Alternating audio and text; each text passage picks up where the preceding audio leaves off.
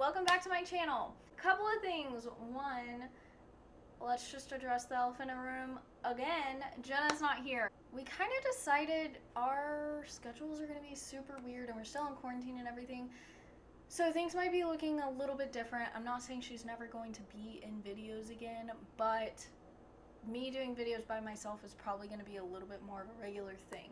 And another thing, today's video is going to be different because I'm just going to sit here and talk to y'all about something that has been a big part of my life for literally the past month and a half. And I might have a small platform, but I still have a platform here, and I want to be able to talk about stuff as much as possible and use my platform to talk about things that actually matter to me. So with all of that, let's get into today's video because there's a lot to talk about. Okay, before I get any further, let me make one thing clear. Anything that I say is not meant to bring a bad light to any companies. It is not trying to damage anybody's reputation. It is just something that has happened that needs to be talked about. And also, there's a part of this video that's definitely going to be just straight facts, but there's also going to be like the other half of this video is going to be more of theories of what me and a lot of other people believe is what's happening. So I have to explain the story first before I get into theories, but I'll make sure to make that line clear enough so there isn't any confusion.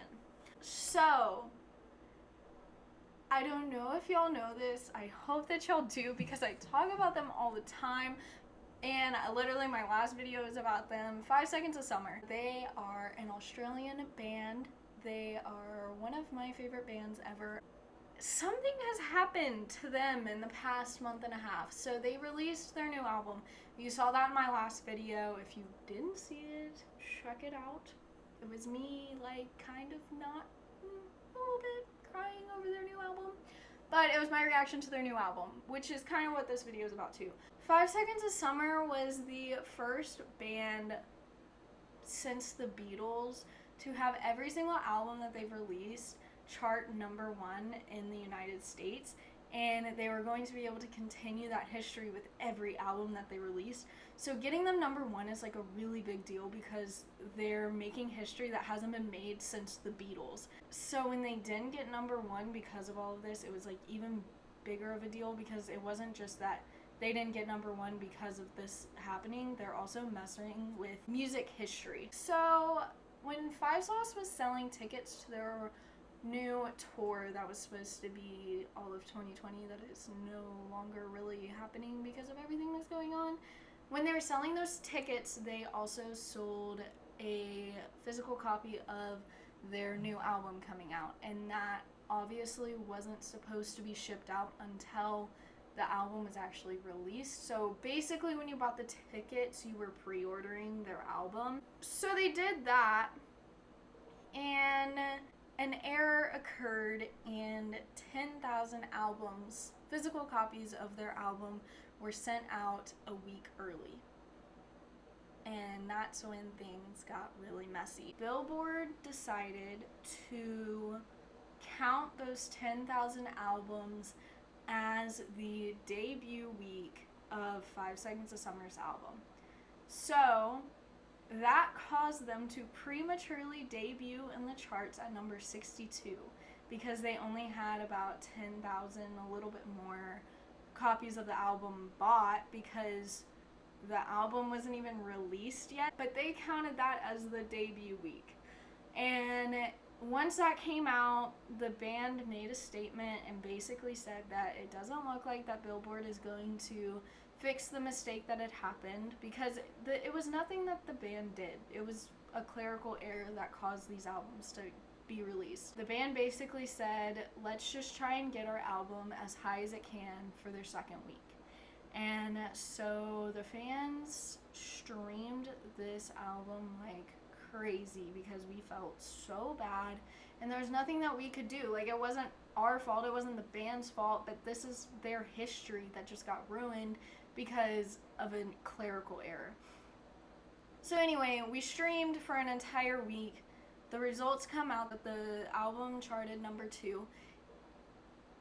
2.5K sales behind the number 1 spot, which was The Weeknd's After Hours, which that was The Weeknd's second week at number 1. So all the fans kind of were looking at it and were saying if those 10,000 sales were counted towards the week that they were supposed to be counted, we would have gotten number 1 by 7.5K sales. And after that came out, a riot ensued. A lot happened. There was so much chaos. There was so much happening, okay? If you were on Stan Twitter, your head was spinning, okay? So we all started tweeting about it. We had hashtags trending for like 3 days, trying to get them to add these 10,000 sales back onto their original week that they were supposed to debut. And it comes out that according to I'll even read the article that they wrote. It mentions what had happened, that the CDs were fulfilled to customers prior to the album's actual release date due to a clerical error. And then it says, long-standing Billboard policy is to reflect album sale activity in the tracking week that the paying customer receives the album. Which makes sense, but there's 2 problems with that. One is the fact that things like this have happened in the past. There have been plenty of different artists, Ariana Grande, Harry Styles, Zayn Malik, One Direction, so many different artists, Justin Bieber, so many different artists. Their albums were out in stores before their album was released, but those sales just went to the week that they were supposed to debut. But then with the thing that happened with 5 Seconds of Summer, they just decided, nope, we're going to put it in the week that they actually got it. The second problem with that is that I know thousands of those people did not actually get their album. It shipped, but they didn't actually get the album in their hands till like 3 weeks after. So if their policy is supposedly when the paying customer receives the album, then that's not even logical, because a lot of those people didn't even get those albums in the first place that they're counting towards it.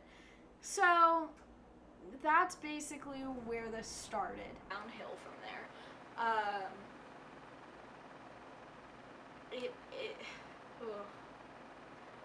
We've had, so as 5 Sauce fans, we've had 3-4 different hashtags trending. We had them trending for like 3 days straight, which in turn got a lot of different radio hosts, a lot of different musicians were agreeing with us and were saying things like, hey, yeah, that's not right, like Billboard, you need to fix this, like this isn't right. Nothing was being said. The more traffic that we got, that is when things got really messy. Billboard their Twitter account was blocking 5 Sauce fans.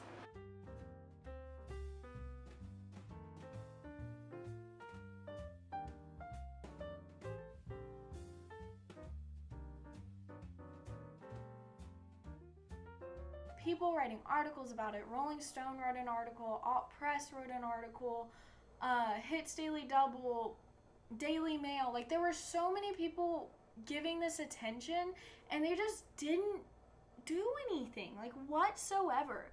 And so that's what makes this very difficult, because Billboard didn't say anything, and it's been 42 days since this happened that me and a lot of other people on Twitter are still trying to fight against and still try to get public, but it's just not happening. And so the reason why I'm making this today was because something came out. I don't like this person. I don't agree with a lot of things he's done, but this person came out. He's a very public figure. He came out talking about Billboard manipulating charts. And I was like, I don't like this person, I don't trust this person, but at the same time, publicity is publicity, you know? And if he's willing to talk about it, he's gonna get people looking at this. And that is all I want at this point. If Billboard's not gonna add the 10,000 back to the charts, it's pretty obvious that they're not. Billboard is ignoring everyone that's talking about this problem. And at this point, I just want as many people as possible to know what happened and to realize that Billboard is not the unbiased company that they claim to be. If it really was some mistake, if it really was just like something that happened, I do not understand why it has taken them so long to even just come out with a, hey, we're sorry, we're looking into it. I'm not looking for some miracle, but to just completely disregard it and to have no response whatsoever is just so unprofessional. I guess they just think that if they ignore us, then it'll just go away. So now that we have all of the facts, I now want to talk about some theories and some information that I found and that multiple other people have looked into and found. Let's preface this with the fact, okay, one, this is starting to get into the whole like theory part that I was talking about in the beginning. Second of all, by no means am I saying that The Weeknd did not deserve the success that he did get. The Weeknd is a very, very good artist. He's very successful, very talented. All I am saying is that the truth lies in the numbers, and he did not have 4 consecutive weeks of #1 like they're saying that he did. And again, this is not to talk badly about a company. This is not to give them a bad name. Again, a lot of this is theories, but it's interesting. So, Billboard, turns out they're like BFFs with The Weeknd's record label. So The Weeknd is signed under Republic Records. Republic Records happened to be named the top label by Billboard for 4 consecutive years. People that work for Republic Records also work for Billboard. And if I were an unbiased company, I wouldn't want people who are working in a certain record label working under me, because one, that just gives off a very bad vibe to the public. Like, even if they're not doing anything wrong, that just looks very bad in the public eye. But second of all, I can't help but think that those people are probably going to pull a few strings to get their people that are under their record label up on the top as much as possible. It just looks very bad. Even if there's nothing going on, it could be completely like they just happen to work for the same company, or Republic Records just happens to be a very successful record label. But everybody knows how screwed up the music industry is. It is common knowledge, and it shouldn't be like that. So, yes, Republic Records, which The Weeknd is signed under, is kind of BFFs with Billboard, and that just doesn't sit right with me. And the funny thing is the person who came out and spoke about Billboard manipulating charts, he literally just came out and said it. His proof behind it was a certain music artist that shouldn't have gotten #1 but is now probably going to be getting #1. They happen to be under Republic Records as well, which just further pushes my theory that Republic Records likes to pull strings.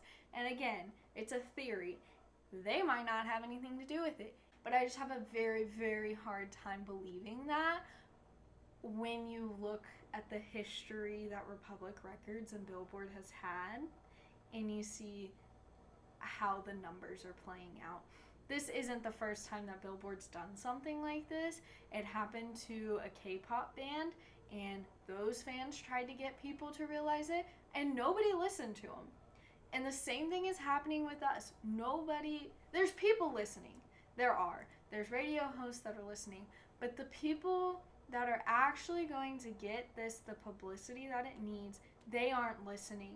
And I don't know if it's because they don't want to listen, they don't want to deal with the repercussions of it. I don't know, but I'm going to use what little platform I have to get my voice heard. That something is screwed up in this, something isn't right, and Billboard either needs to step up and say something, or people just need to realize that there's something sketchy going on and the charts aren't what they say they are.